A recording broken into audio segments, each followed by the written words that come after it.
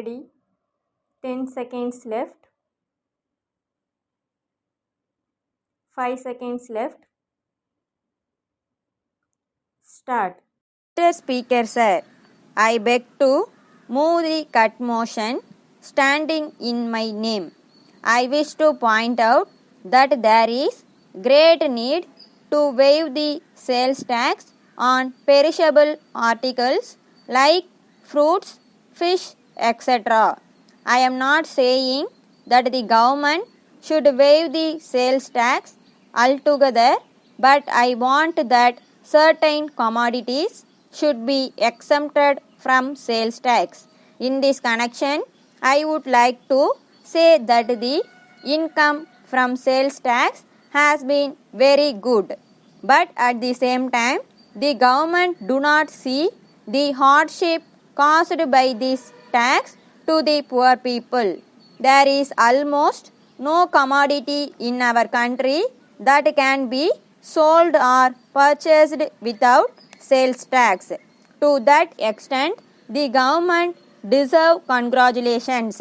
But I do not know why the government should not exempt a few perishable articles from sales tax. As we know, a man's basic requirement is food, and I am sure that if sales tax on food is waived, there will not be much loss of income for the government. We have no quarrel with the government if they come forward to impose a higher rate of sales tax on luxuries. There are certain luxuries like motor car, diamond and gold. We have no objection if they are taxed heavily.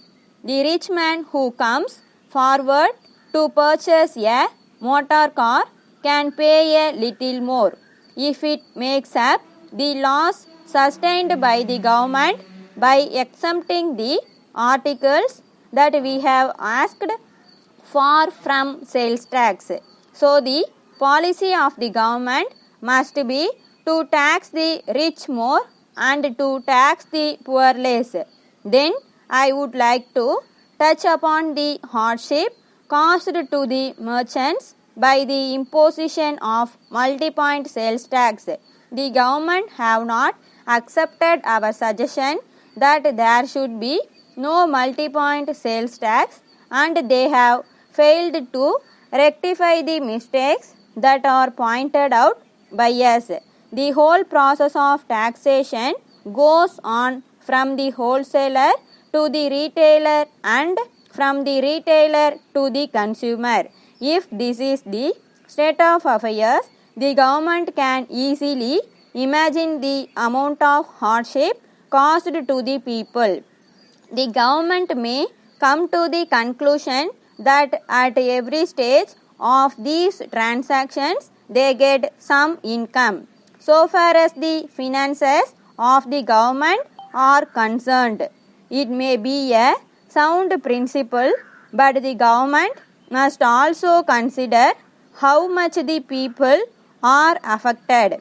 Sound canons of public finance lay down that any tax must be so collected that the people who pay the taxes do not feel any hardship.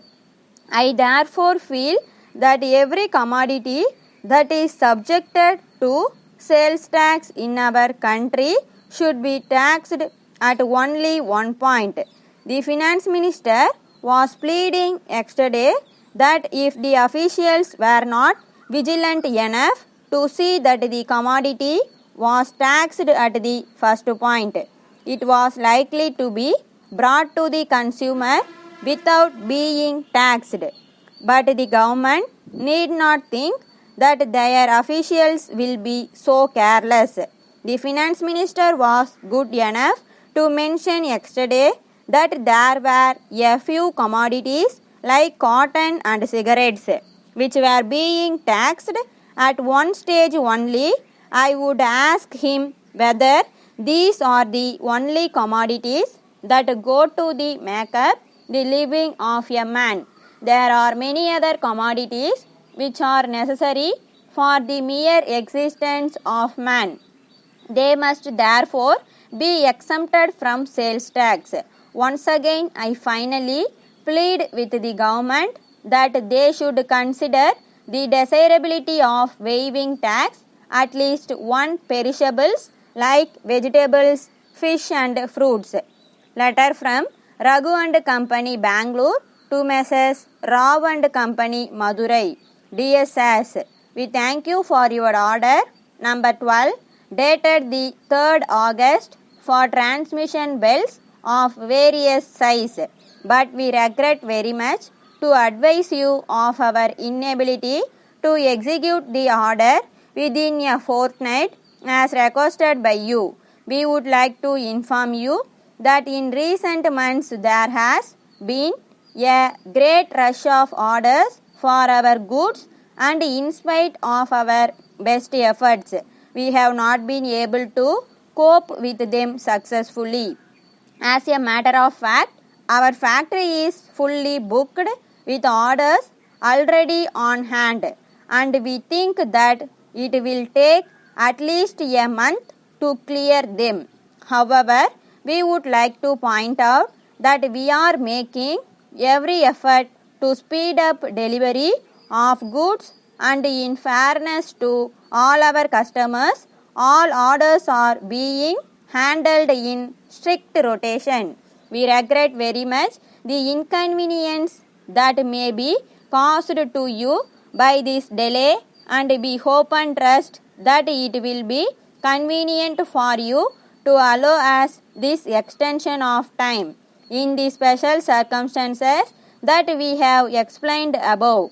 We have great pleasure in informing you that we have already booked your order provisionally, but we would be grateful if you confirm your order on the revised condition. We assure you of our best attention at all times. Yours faithfully.